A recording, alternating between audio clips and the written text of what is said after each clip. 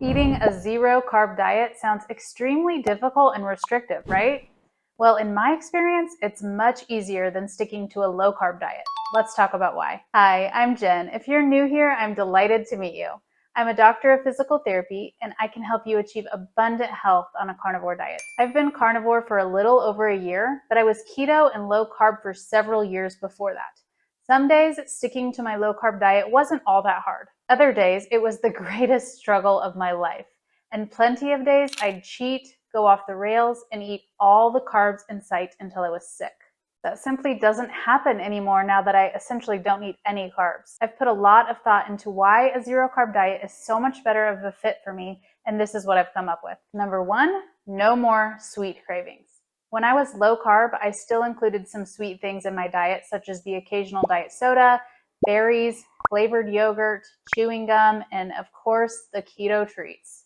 All of those things tasted so good to me, and I would plan my day around when I could get my next sweet fix. Because I kept getting a sweetness hit, I could never get over my craving for carbs. Sometimes I'd eat a whole pack of gum in a day because I'd need to pop a new piece every time the sweetness wore off. And most of the time, one keto treat turned into 20 more. Number two, no more constant dopamine hits.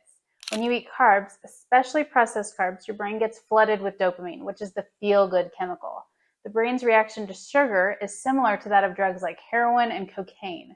Once you get that dopamine hit, your brain wants more, and you find yourself seeking more sugar. And over time, your brain becomes less sensitive to the dopamine, and you need more of that chemical to elicit the same feel-good response that you were getting before. You can clearly see how this whole process makes it harder to stick to your low-carb plan. Number three, changes to the gut microbiome. When your diet includes carbs, the bugs in your gut that help you to digest your food live off those carbs. They need the carbs to survive, and they begin to die off if they're not being fed. Here's the problem. They hack you when you're not giving them their preferred food source. The microbes generate cravings by releasing toxins that affect your mood if you're not eating enough carbs. They also affect receptors in your body, like your taste buds, to make non-sweet foods taste blah, and sweet foods taste like the greatest thing on the planet. If that's not bad enough, they also hijack your vagus nerve, which is the main line of communication between your brain and your gut. Basically, these carb-eating gut bugs brainwash you. Keeping just enough carbs in your diet to keep those microbes alive may be making your low-carb diet much harder to maintain than it has to be. Number four, decreased insulin response. Carb intake increases your blood glucose, and that causes your insulin levels to increase too. Then, because of insulin, your blood glucose drops, sometimes too much, and your body makes you crave more carbs so it can get glucose back up to a normal level.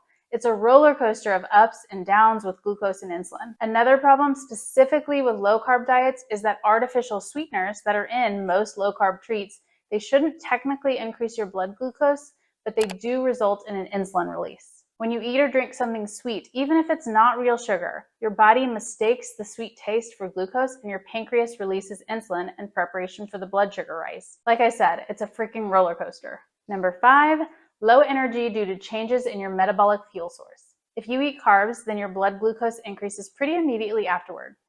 Blood glucose gets converted to glycogen, which gets stored in the liver and the muscles. During activity, this glycogen is used for fuel. If you're eating plenty of carbs, then your main fuel source comes from glycogen and blood glucose. If you don't eat carbs, then your glycogen stores get depleted, and your body learns to use fat for fuel by making something called ketones. However, if you eat a low-carb diet, then you sort of cycle between these two fuel sources. The problem is that it's not super efficient to switch from glucose directly to fat.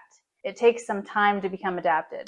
If you're eating just enough carbs to be a glucose burner, but then you run out of glucose stores, then there's going to be a bit of a lag before your body can shift to fat burning. What you'll feel is a lack of energy and poor exercise performance. Of all these issues, I think that the addiction to sweet taste was my biggest problem when I tried to be low carb for years. It kept my habit of binge eating alive for years, and I now realize that it wasn't all my fault. Biology was at fault too. Now that I eat essentially zero carbs on a carnivore diet, most of these issues are a thing of the past. Trust me, if you find yourself unable to manage your cravings, getting rid of all the carbs may be the best thing you ever did. Let me know in the comments what you think about this topic, and while you're at it, I'd love if you'd like and subscribe. If you'd like, look me up on Instagram where we can chat every day.